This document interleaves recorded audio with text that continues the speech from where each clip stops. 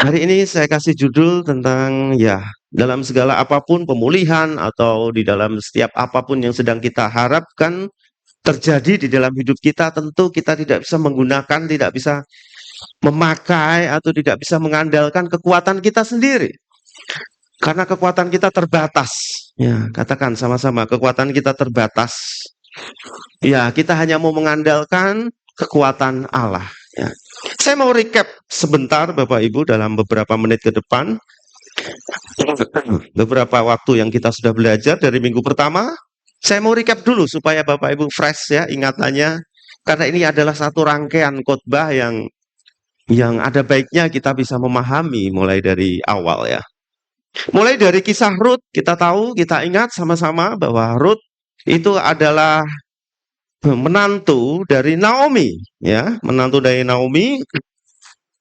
Ada dua menantu Naomi yaitu Orpa dan Ruth, dari anaknya Mahlon dan Kilion, dan pada setelah 10 tahun mati anak-anak dan anak-anak Ruth dan termasuk suaminya ya.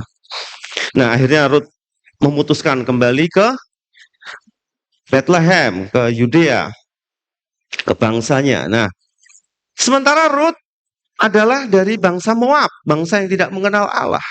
Kita ingat bahwa Ruth sebegitu setianya terhadap Naomi, dia rawat, dia layani Naomi mertuanya dengan baik. Dan apa yang terjadi? Sampai pada satu situasi kita bisa mengerti bahwa Ruth mempunyai kepercayaan yang sama dengan Naomi. Ya, dia menyembah Allah yang sama yang Naomi sembah. Ini luar biasa dalam hal yang pekerjaan yang sehari-hari. Bawa jiwa lah kira-kira gitu kan. Naomi bawa jiwa yaitu Ruth. Dikatakan di situ di ayat, saya supaya nggak lupa ya. Di Ruth 1 ayat 16 ada satu statement, sebab kemana engkau pergi, di situ juga aku pergi. Di mana engkau bermalam, di situ juga aku bermalam. Bangsamulah bangsaku, Allahmulah Allahku. Padahal kita tahu bahwa Ruth adalah dari bangsa Moab, yang dari dulu sejarahnya mereka bermusuhan. Musuh bebuyutannya, setiap ada kesempatan selalu ada perang dengan bangsa Moab ya. Kita ingat ya.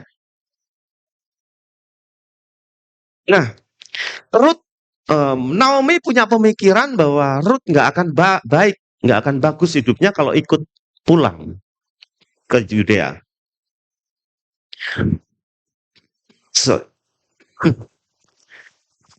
Karena apa? Tadi ya, sejarah tadi ya, ingat ya, bahwa bangsa Moab dan bangsa Israel itu selalu bermusuhan. Kalau Ruth ikut pulang ke Yudea, tanah Yudea, ada kemungkinan hidupnya akan menemukan banyak masalah karena akan dikucilkan, akan dimusuhi. Ya.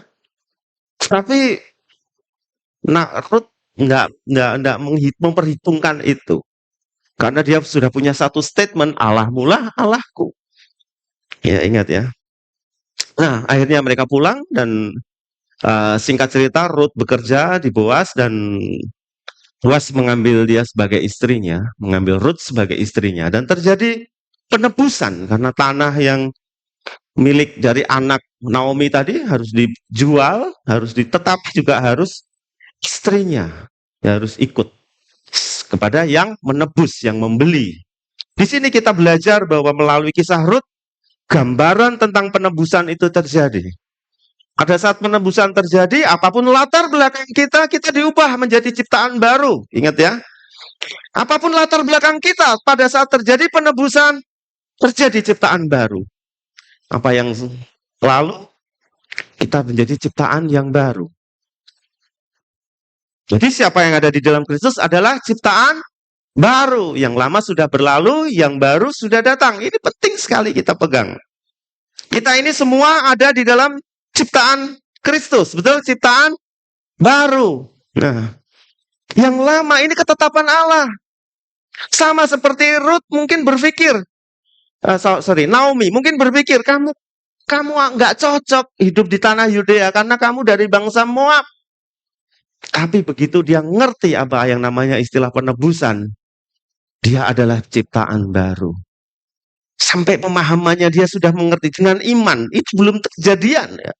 Iman Rut luar biasa. Apa yang kita bisa belajar dari Rut? Iman luar biasa. Karena aku menyembah Allahmu sama.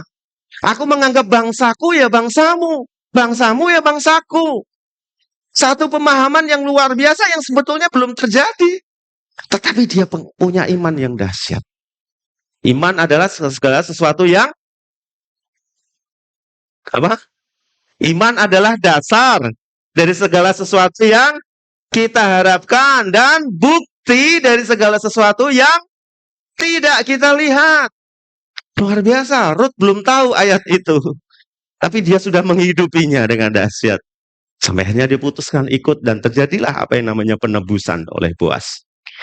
Ruth yang dari bangsa kafir, kalau kita ngomong, gak punya prestasi apa-apa, dia cuma rawat mertuanya, melakukan pekerjaan-pekerjaan yang biasa, dia nggak ke belah laut, dia nggak bangkitkan orang mati, tapi tercatat sebagai tokoh Alkitab, jadi buku di Alkitab. Dan dari situ terjadi keturunan sebagai nenek moyangnya Yesus, ya, sebagai keturunannya. Luar biasa. Jadi jangan khawatir, kita latar belakang apapun kita, asal ada Tuhan, Tuhan yang sudah menebus kita, pasti hidup kita akan berubah, pasti itu. Katakan sama-sama, pasti. Ya, kita belum lihat, nggak apa-apa, kita butuh iman. Tidak segala sesuatu kita bisa lihat sekarang. Sama seperti Ruth, dia nggak lihat sekarang, tapi dia percaya nanti karena aku sudah menyembah Allahmu, aku akan punya sesuatu yang sama dengan kau. Ya. Ada banyak permasalahan latar belakang yang membuat kita itu sulit maju, sulit bergerak. Kenapa? Latar belakang kita. Keluarga saya buruk, lingkungan saya buruk, pendidikan saya rendah. No, kita singkirkan semua itu, kita pandang bahwa Allah sanggup mengerjakan segala sesuatu. Lebih besar dari yang kita pikirkan dan doakan. Ini yang sangat penting, Bapak. Dari Ruth kita belajar bahwa from nothing to something. Dari sesuatu yang nggak ada apa-apanya, dari bangsa kafir, tidak mengerjakan pekerjaan yang dahsyat pun, tapi diangkat Tuhan dan menjadi simbol dari penebusan Yesus. Menjadi salah satu tokoh Alkitab yang diperhitungkan, bahkan ditulis sebagai buku, salah satu kitab. Luar biasa. Nah. Oke ya, ingat ya, yang nggak datang juga supaya bisa refresh, bisa paling tidak mengerti. Yang minggu pertama nggak datang. Lalu di minggu kedua kita belajar tentang kembali kepada tujuan Allah yang mula-mula. Tuhan Allah berfirman, aku menjadikan engkau segambar dan serupa dengan aku, dengan kita. Diciptakanlah laki-laki dan perempuan untuk berkuasa atas ikan-ikan di laut, burung-burung di udara, dan semuanya atas ternak. Tetapi kenyataannya kita nggak berkuasa tuh. Kita buat makan aja susah tuh, betul nggak?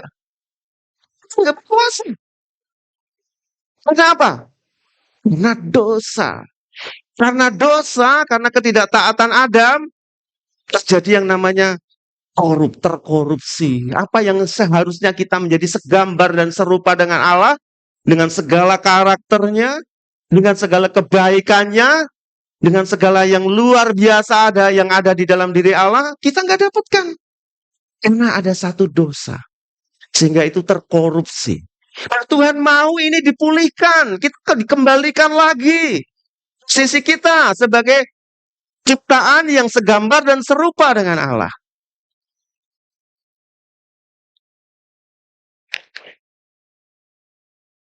Tentu Allah menyediakan pemulihan ya. Jangan khawatir. Allah menyediakan pemulihan. Sama-sama katakan sebelahnya, jangan khawatir. Allah menyediakan pemulihan. Ya, tentu kita sebagai manusia ada banyak kekhawatiran ya. Wah, perekonomianku nggak jelas, hubunganku dengan pasanganku nggak jelas, hubunganku dengan anakku nggak jelas. Semua membawa kita ke dalam satu kekhawatiran. Tetapi Tuhan sediakan. Luar biasa. Tuhan pasti. Kita pegang janjinya. Tuhan sediakan pemulihan. Efesus 2 ayat 10, karena kita ini buatan Allah, diciptakan dalam Kristus Yesus untuk melakukan pekerjaan baik yang dipersiapkan Allah sebelumnya. Ia mau supaya kita hidup di dalamnya. Perbuatan baik yang dipersiapkan Allah sebelumnya. Kita cuma melakukan hal yang paling sederhana, yang paling bisa kita lakukan. Tuhan akan terus tambahkan. Kuncinya itu, lakukan yang paling bisa, yang paling sederhana, di dalam apapun. Ada banyak hal yang kita harus lakukan dalam keseharian kita. Menjalin hubungan, merawat hubungan dengan suami, dengan istri, merawat hubungan dengan pimpinan, merawat hubungan dengan banyak orang. Tanggung jawab demi tanggung jawab harus kita lakukan. Bayar tagihan ini, bayar tagihan itu. Kita mau, kita hidup di situ. Apa yang menjadi tanggung jawab kita, kita lakukan. Seberapa yang kita bisa lakukan, kita lakukan.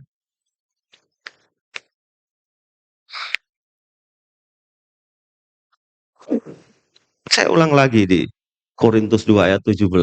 2 Korintus 2 ayat 17. Jadi, siapa yang ada di dalam Kristus, ia adalah ciptaan baru. Yang lama sudah berlalu, yang baru sudah datang. Ini sesuatu yang, apa ya, janji yang luar biasa, yang kadang-kadang kita tuh mau pegang aja gak berani. Kita lebih enjoy jadi orang lama, kita masih jadi enjoy jadi manusia lama. Jika kita berkutat aja di masalah-masalah yang sama. Padahal janjinya kita adalah ciptaan baru. Janjinya. Sama seperti Ruth. Dia percaya, hanya satu titik yang dia percaya, bahwa Allahku, Allahmu, Allahmu, Allahku. Dia hidup dalam anugerah demi anugerah. Terjadi yang namanya pembalikan keadaan. Nah, dengan janji Tuhan untuk pemulihan itu terjadi di dalam hidup kita, bahwa dari kita diciptakan serupa dan segambar dengan Allah, dan oleh karena dosa itu terkorupsi, tidak utuh lagi, Tuhan janjikan pemulihan, ciptaan baru. Nah, bagaimana kita bisa hidup di dalam pemulihan yang sudah Tuhan janjikan? Ada 4 poin, masih ingat? Ada yang ingat? Saya sudah ulangi 2 kali. 4 poin. Nah, 2. Akal budi yang berubah. 3. Saling melengkapi. 4. Saling melayani sesuai firman. Ya, saya ulang sedikit ya. Ibadah yang benar, mempersembahkan tubuh sebagai persembahan yang hidup, yang kudus dan berkenan kepada Allah, itu adalah ibadahmu yang sejati. Di kitab lain, di terjemahan lain, di saat kamu tidur, di saat kamu makan, di saat kamu bekerja, lakukan semua itu untuk Tuhan. Itu maksudnya. Persembahkan tubuh. Oh, bukan tubuh kita mau dibakar ya. Bukan tubuh kita mau dikasih ke apa. Tapi mempersembahkan tubuh itu apa yang ada di dalam fisik kita persembahkan untuk Tuhan. Pada saat kita bekerja, pada saat apapun yang kita lakukan untuk Tuhan. Ya. Masuk di dalamnya bersama-sama seperti ini ibadah. Kebaktian bersama-sama seperti ini. Termasuk, bukan berarti saya sudah bekerja, saya nggak perlu kebaktian. Jangan dipelintir ya. Ini bagian, semua, whole.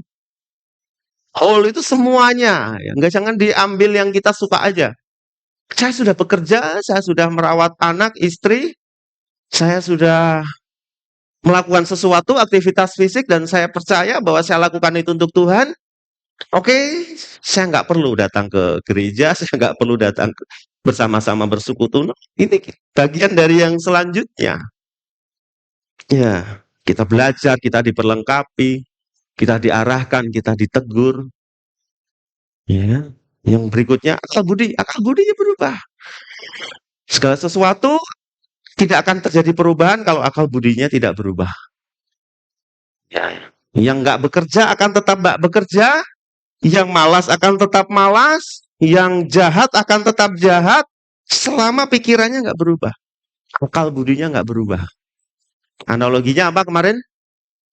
Handphone kita akan secara periodik ada update, ya kan?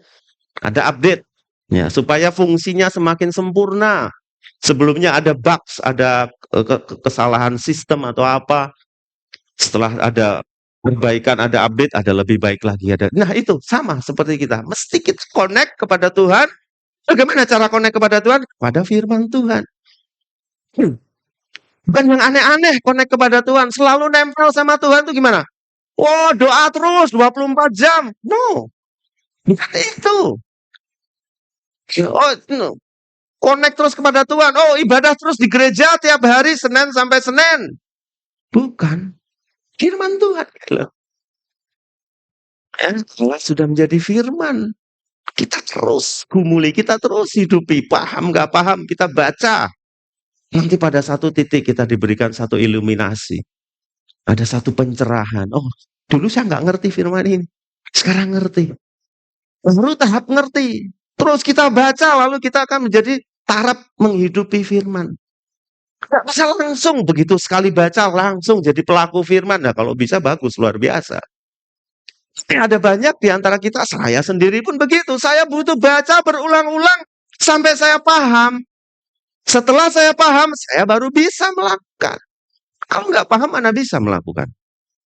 Ya, jadi kuncinya baca firman. Sama-sama katakan, baca firman. Ayo kurang kenceng, sama-sama. 1, 2, 3. Baca firman. Nah kita nempelnya tuh ke Tuhan itu baca firman.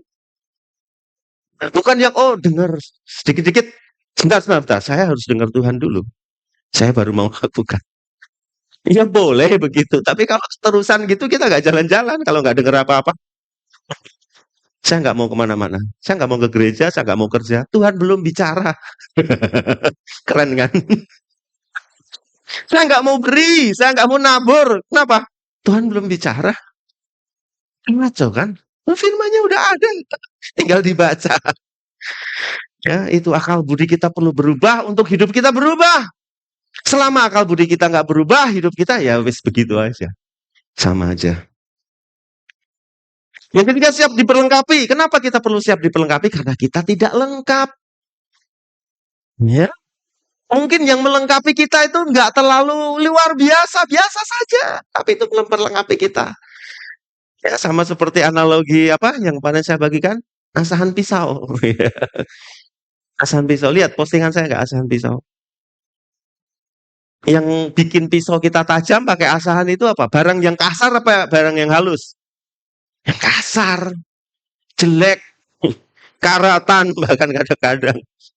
Kalau kita, wah aku nggak mau lah sama orang-orang yang nggak berkualitas. Jangan salah, justru orang-orang itu yang mengasah kita. Ya, ya justru itu yang mengasah kita. Ya, ya, kalau kita ketemu orang-orang yang lebih bagus dari kita itu anugerah. Tapi kalau tidak pun itu yang menolong kita, membentuk kita.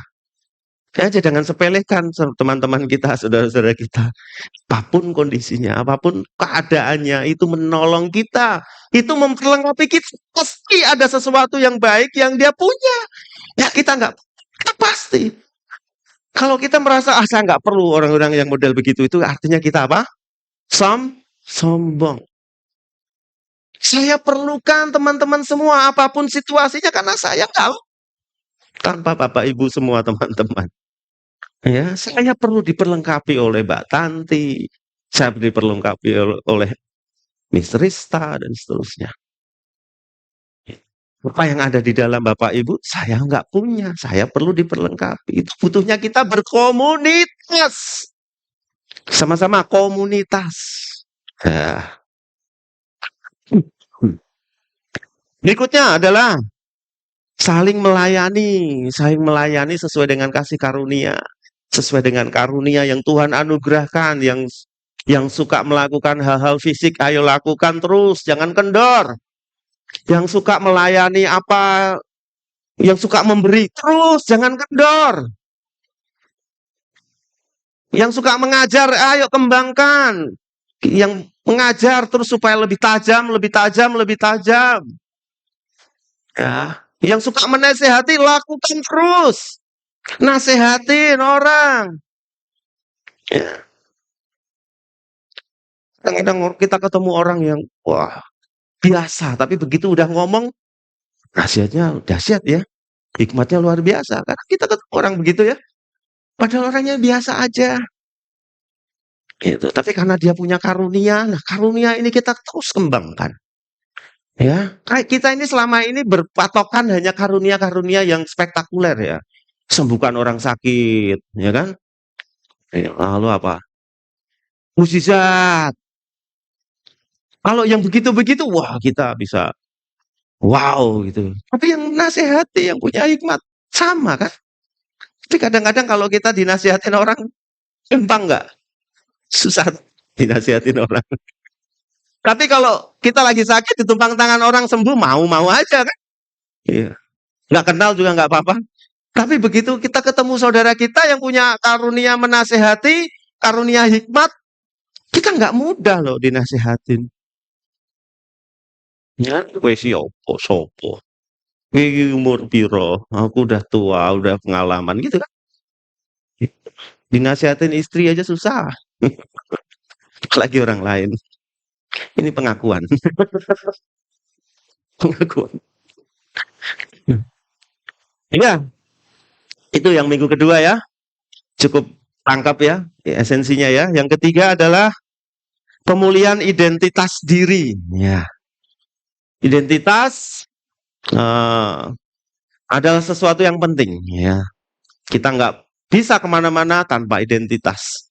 Kita beli tiket, kita harus pakai KTP.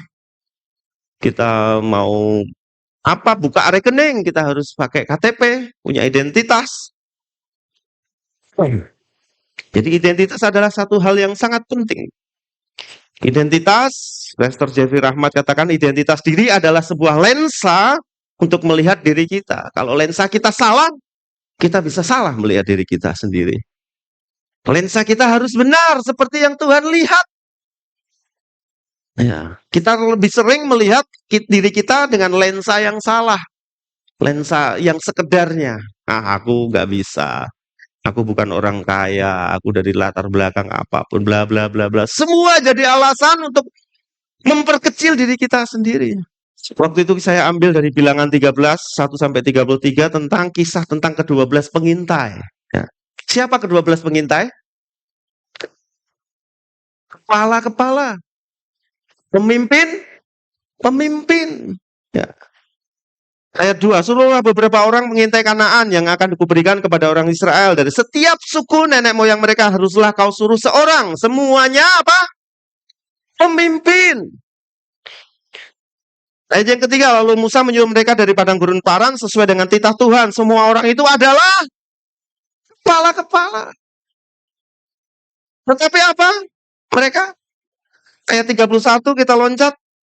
Tetapi orang yang pergi ke sana bersama-sama dengan dia berkata, kami tidak dapat maju menyerang bangsa itu karena mereka lebih kuat daripada kita. 32, juga mereka menyampaikan kepada orang Israel kabar busuk tentang negeri yang mereka intai. Yang diintai mereka dengan berkata, negeri yang telah kami lalui untuk diintai adalah suatu negeri yang memakan penduduknya. Dan semua orang yang kami lihat di sana adalah orang-orang yang tinggi perawakannya. Ya loh, kepala-kepala loh. Pemimpin-pemimpin loh, sembarangan loh ini. Yang dikirim. Ini gubernur-gubernur loh ini. Ayat yang ke-33. Juga kami lihat orang-orang raksasa, orang enak berasal dari orang-orang raksasa. Dan kami lihat diri kami seperti pemimpin-pemimpin. Tapi lensanya salah. Lihat diri mereka seperti belalang. Aku ki sopo toh. Aku ki sopo toh. Nggak layak. Sepertinya rendah hati ya. Tapi itu rendah diri ya. Jongkok di Monas. Jongkok di Monas. Ya. Beberapa orang yang saya dengar pada saat mereka pindah ke satu gereja, ke gereja yang lain, ada satu kalimat yang kurang lebih sama. Tidak semua tentu, tetapi ini mewakili lah kira-kira. Kenapa kamu pindah dari sana ke sini? Oh, di sana bermobil semua. Saya orang miskin loh, Pak. Saya nggak enak di sana. Nah, itu kacamatanya salah kan sebetulnya. Lalu kenapa kalau kita memang kalau di ibadah gini ada yang bawa mobil di sini, kan mobilnya di parkiran tuh. Nggak dibawa ke sini tuh. Lalu ada yang ngibar-ngibarin kunci kontak gitu kan, oh, kelihatan tulisannya BMW gitu kan. Enggak, bedanya apa kalau di sini? Mau naik motor, naik sepeda, jalan kaki, naik Grab, sama kan? Ya, saya nggak ngerti tadi Mbak Tanti. Oh, tadi kelihatan naik motor, tapi saya nggak ngerti Mister Pri. Supri tadi naik apa? Iya, kan nggak tahu kan? Naik drone kali. Iya, itu artinya apa? Ada satu lensa yang salah. Ada satu lensa yang salah. Sama, saya dulu mengalami gitu bertahun-tahun ya, karena saya sekolah, teman-teman saya kebanyakan pejabat waktu itu ya, kepala inilah, kepala itulah, orang tua. Saya pegawai, bapak saya, ibu saya pegawai biasa, pegawai rendahan lah. Ini saya sulit loh bergaul sama mereka, itu bertahun-tahun. Sampai kuliah, itu orang teman-teman saya naik motor, motornya bagus-bagus. Ya, saya nggak bisa naik motor, kan motornya dijual buat bayar kuliah. Buat bayar kuliah masuk pertama punya motor dijual.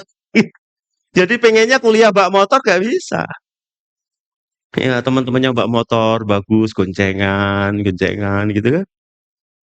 Pacaran gitu. Nah, kita mau mau pacaran pakai apa? Motor pinjem kan lucu kan? Pacaran motornya pinjem. Enggak bisa. Makanya saya nggak punya banyak teman. Sampai akhirnya saya dipulihkan, dimuridkan, dipulihkan dan seterusnya. Saya baru ngerti bahwa kita mesti benar memakai lensa di dalam hidup kita. Kepala-kepala, pemimpin-pemimpin loh. Melihat sesuatu, jadi kita jadi seperti belalang. Ini bahaya. Pada saat lensa diri kita salah, kita nggak bisa kemana-mana. Kita nggak akan jadi apa-apa. Mau wawancara pekerjaan takut, mau dapat proyek takut, mau apa takut. Manusiawi kita kadang-kadang di arah itu. Saya sebenarnya saya mengerti. Saya sedang ada di dalam batas terobosan kalau saya bisa melaluinya. Tapi kadang-kadang pikiran saya masih mana saya cerita sama hari ini saya ke via Solo saya ke Bali. Saya ketemu satu general manager yang hotel yang sangat besar. Hotel itu sehari 5 juta lah sekamarnya seharinya. Jadi bisa Bapak Ibu bisa bayangkan saya ketemu orang yang model apa gitu kan. General manager kalau hotel yang 200.000 gitu sih ya sesama lah gitu temen gitu. Tapi ini hotel yang semalamnya 5 juta. Saya harus ketemu saya cerita sama saya kok deg-degan ya Mam gitu, Ma. Ya itulah, saya kadang-kadang pun saya masih, aduh gimana ya ketemu nanti ngomong apa ya, nanti bisa salah ngomong atau apa gitu. Ya tapi terus karena saya mau bawa firman Tuhan ini, kepercayaan diri saya harus saya bangun kan, lensa diri saya harus betulin ini. Gitu. Jadi kalaupun saya khotbah di sini itu bukan karena saya sudah 100% menang. Ya kita ngalami sama-sama, ayo kita namanya belajar sama-sama. Nggak gampang, nggak gampang untuk memakai lensa diri yang benar. Saya pernah dengar kesaksian dan saya tiru. Ya, ada satu pastor gitu, hamba Tuhan, yang itu dia cerita. Saya datang ke satu hotel, gitu, lalu saya minta upgrade ruangan. Dari room standar, saya minta upgrade eksekutif, kira-kira gitu ya. Wah, terus dikasih nggak? Saya dikasih loh. Gitu. Nah, saya pengen tiru juga kan. Terus saya dikasih tanya istri saya yang kamar yang biasa kecil, saya minta upgrade gratis gitu. Oh ya Pak, bisa Pak, masih bisa, masih ada. Kita dapat gede kamarnya. Gitu. Itu kali-kali saya minta kayak gitu, gratis. Praktek loh. Apapun ya, kalau hotel mungkin nggak semuanya kesempatan ke hotel ya. Apalah gitu. Untuk menunjukkan bahwa kita punya satu, bukan yang tadi loh, yang belalang tadi. Untuk membuktikan bahwa kita ini bukan belalang. Dulu saya masuk rumah makan gitu ya, ragu-ragu, takut. Padahal rumah makan ya tentu nggak yang mewah ya. Itu berapa sih gitu kan? Saya ragu-ragu, takut. Ya setelah seiring dengan pengertian, pemahaman, gambar diri dipulihkan, lensa diri dipulihkan, lalu ya kita bebas aja mau kemana. Kalau memang mahal ya cari yang murah gitu, maksudnya menunya gitu. Tapi nggak lagi takut apa gitu. Kayak belajar, ketemu siapapun jangan minder. Bawa apa namanya, bikin satu target-target. Kayak tadi ke hotel saya minta upgrade room gratis. Oh ada Pak ini tambah sekian. Oh enggak, saya minta gratis. Wah nggak bisa Pak gini. Sebentar Pak, sebentar. Wah nggak tahu kok ke dalam ngomong apa. Cuman bersin-bersin juga bisa kan? Gitu, balik lagi, oh masih bisa Pak. Itu nggak sekali dua kali loh, saya sering. Ya artinya untuk membangun itu bukan untuk ya, maksudnya jangan dilihat fisiknya ya. Itu membangun kepercayaan diri saya. Untuk ngomong kayak gitu nggak gampang loh. Minta upgrade kamar gratis itu nggak gampang loh. Kita bisa takut loh, kita bisa moplok. Kalau nggak kita nggak terlihat pede, nggak dikasih. Ini orang punya duit apa enggak gitu. Gitu kan. Kita harus pede. Tangkap esensinya ya, jangan ditangkap hotel apa contohnya enggak. Untuk kita mengatakan, untuk kita minta satu yang bukan biasanya, itu butuh namanya effort, hati kita kuat, ya, gitu. Beberapa waktu kemarin saya dikerjain pembeli, karena saya masih jualan barang-barang kecil-kecil gitu di Tokopedia ya. Saya dikerjain pembeli apa? Dikomplain barang saya. Padahal komplainannya itu saya nggak salah, saya nggak bawain baut, tapi memang saya nggak tulis di situ ada baut. Gitu kan. Saya dikomplain sama duit saya nggak masuk-masuk lama, padahal duit kecil. Cuman kan saya juga nggak mau kan, gara-gara hanya apa namanya kalah diplomasi begitu saya nggak mau. Saya pertahankan barang dikirim balik sama apa namanya Tokopedia-nya disuruh kirim balik, saya kalah kan. Begitu saya buka barangnya udah rusak. Saya foto, saya video, saya namanya apa namanya? Apa namanya?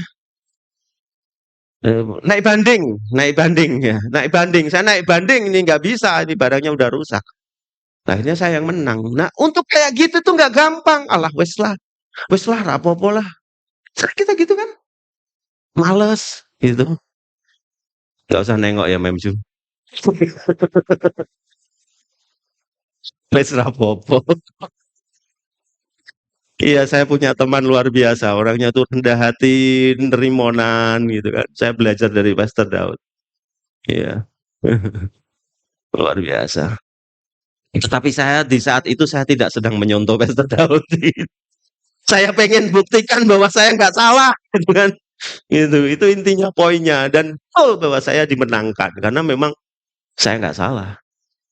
Nah kita belajar karena kita pakai lensa yang benar.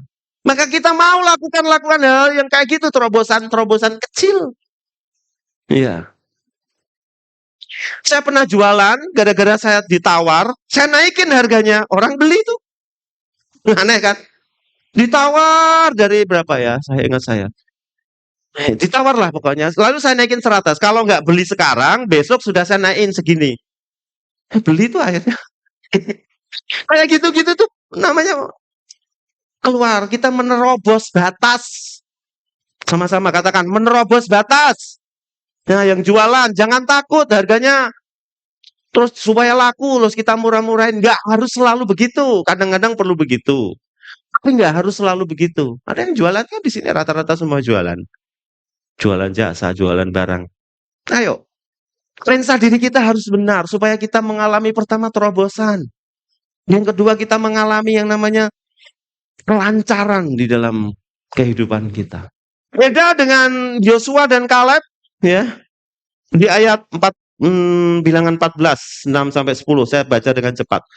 Tetapi Yosua bin Nun dan Kaleb bin Yefune yang termasuk orang yang telah mengintai negeri itu mengoyakkan pakaiannya dan berkata kepada segenap umat Israel, negeri yang kami lalui untuk diintai itu adalah luar biasa baiknya. Jika Tuhan berkenan kepada kita, maka Ia akan membawa kita masuk ke negeri itu dan memberikan kepada kita suatu negeri yang berlimpah-limpah susu dan madunya. Hanya jangan memberontak kepada Tuhan dan janganlah takut kepada bangsa itu, sebab mereka akan kita telan habis. Ya. Yang dikatakan raksasa-raksasa tadi dikatakan apa? Kita telan habis. Yang melindungi mereka sudah meninggalkan mereka, sedang Tuhan menyertai kita. Jangan takut kepada mereka. Lensanya benar. Dia punya Tuhan yang melindungi. Ya, dia punya Tuhan yang melindungi. Lensanya benar, maka dia katakan kita akan habisi mereka. Sementara yang lensanya salah dikatakan apa? Kita pasti mati, kita ini seperti belalang. Lalu segenap umat itu mengancam hendak melontari kedua orang itu dengan batu, tetapi tampaklah kemuliaan Tuhan di kemah pertemuan dengan semua orang. Ya, kalau ada orang yang benar selalu mau dilontari batu. Yosua dan Kaleb memiliki lensa yang benar dibanding dengan 10 pengintai yang lainnya. Lalu lensa yang Tuhan lihat untuk kita, Ulangan 32 ayat 10 ya, apa? Kita biji matanya. Roma 9 ayat 25, kita kekasih Tuhan. Roma 8 ayat 15, kita anak Allah. Galatia 4 ayat 7, ahli waris. Nah, kurang opo? Senggol kanan kirinya, kurang opo? Kurang opo? Apa tadi? Biji matanya, ada yang kita sembarangan korek-korek mata gitu, kita jaga betul kan? Pakai kacamata tuh, kayak berdiri pakai kacamata. Kalau pergi-pergi naik motor pakai kacamata, dan seterusnya. Itu Bapak Ibu, ketiga minggu yang sudah kita pelajari, dan hari ini sebagai sesi penutup adalah Allah turut bekerja. Allah turut bekerja, kita diminta untuk kita pakai yang namanya lensa yang benar. Kita diminta untuk kita kembali kepada tujuan Allah mula-mula. Kita diminta untuk hidup di dalam pengertian tebusan, umat tebusan. Nggak gampang semuanya itu. Pada saat kita harus yang namanya tadi apa? Memperbarui akal budi, ada banyak tantangan, ada banyak hambatan. Pada saat kita harus rela untuk diperlengkapi teman lain, ada banyak hambatan. Teman pandangan kita terhadap teman kita dan seterusnya. Nggak gampang semuanya. Tetap melayani, nggak gampang. Bapak Ibu tahu sendiri dalam satu situasi, saya ingin pergi dari situasi seperti ini. Saya ingin, sudahlah, saya jadi orang biasa aja. Susah jadi pemimpin, susah jadi gembala. Ya, susah, nggak gampang. Saya tawarkan nggak ada yang mau. Ayo, Brother Heri, gantiin saya. Atau Pak Tukiman, monggo. Ya, nggak gampang. Ya, nggak gampang. Tapi ya, kita harus tetap ada di situ. Ya, yang melayani tetap melayani. Yang memberi, yang mengajar tetap mengajar. Bahkan harus lebih bagus lagi. Di dalam segala sesuatu yang Tuhan ingin kita kerjakan, ada banyak sekali hambatan, ada banyak sekali hal yang berat yang harus kita lalui. Tetapi ingat bahwa kita tidak sendirian. Allah turut bekerja. Roma 8 ayat 28 sampai 30. Kita tahu sekarang bahwa Allah turut bekerja dalam segala sesuatu. Katakan segala sesuatu. Untuk mendatangkan kebaikan bagi mereka yang mengasihi Dia, yaitu mereka yang terpanggil sesuai dengan rencana Allah. Kita adalah semua orang-orang yang terpanggil sesuai dengan rencana Allah. Jangan takut, jangan masih ada pertanyaan. Kalau Bapak Ibu sekarang ada di tempat ini, itu artinya Bapak Ibu sudah ada di dalam rencana Allah. Katakan amin. Kalau ragu-ragu ya susah, nanti kita nggak percaya segala penyertaan Tuhan. Ya, penyertaan Tuhan luar biasa di dalam hidup kita. Dalam situasi apapun, penyertaan Tuhan selalu ada. Ayat 29, sebab semua orang yang dipilihnya dari semula, mereka juga ditentukannya dari semula untuk menjadi serupa dengan gambaran anaknya, supaya anaknya itu menjadi yang sulung di antara banyak saudara. Kita sudah ditentukan menjadi serupa sejak awal. Lalu diulangi lagi, oleh karena kejatuhan kita ditebus, kita menjadi ciptaan baru, diulangi lagi. Sebab semua orang yang dipilihnya dari semula, kita percaya kita adalah orang-orang yang dipilih. Amin. Ada yang nggak dipilih di sini? Boleh angkat tangan. Mereka juga ditentukannya dari semula untuk menjadi serupa dengan gambaran anaknya, supaya anaknya itu menjadi yang sulung di antara banyak saudara. 30. Dan mereka yang ditentukannya dari semula, mereka juga dipanggilnya. Sama-sama dipanggilnya. Ya, dan mereka yang dipanggilnya itu, mereka itu juga dibenarkannya. Sama-sama dibenarkannya. Dan mereka yang dibenarkannya, mereka itu juga dimuliakannya. Dimuliakannya, sama-sama. Dimuliakannya. Senggol lagi kanan kirinya. Kurang opo? Hah? Ayo nadanya harus sama. Kurang opo? Ya, kurang opo? Tetapi kita tuh masih banyak sekali alasan. Betul ya? Kita manusiawi kita. Ayo, jangan lagi ada alasan. Ya, ada yang pernah ikut ESC? Ada yang pernah? Ya? Kita nggak boleh alasan kan? Nggak boleh ada alasan. Alasan, kita alasan apa aja kita nggak boleh. Kita tahu sekarang bahwa Allah turut bekerja. Apa sih yang ada di dalam hidup kita yang harus kita benahi? Allah turut bekerja. Harus bayar utang. Jangan takut bayar utang. Ya kan? Bayar utang itu butuh komitmen. Itu tanggung jawab kita. Seberapapun kita bisa kerjakan, kita kerjakan. Nanti Tuhan turut bekerja. Kalau kita nggak mau Tuhan turut bekerja, ya jangan lakukan tanggung jawab kita. Gampangnya gitu kan. Pada saat kita lakukan bagian kita, hal yang paling kecil yang bisa kita lakukan, rumusnya apa tadi? Allah turut bekerja. Bekerja ya sudah, kita memang harus bekerja. Urusan Tuhan yang bawa promosi kehidupan kita. Naik jabatan kah?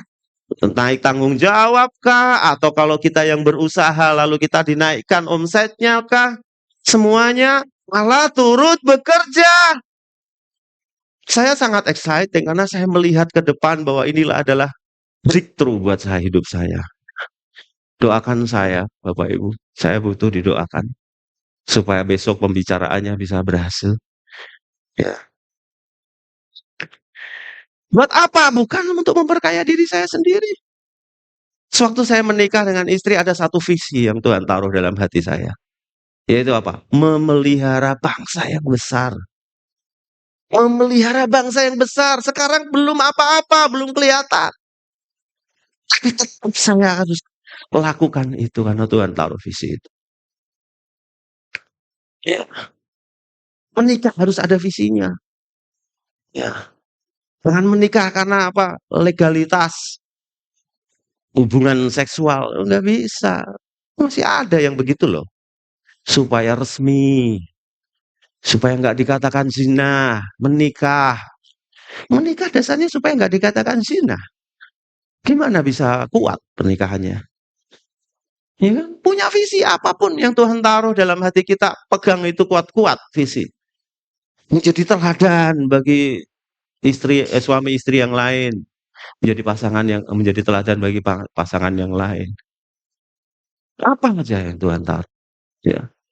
Kan nggak punya visi.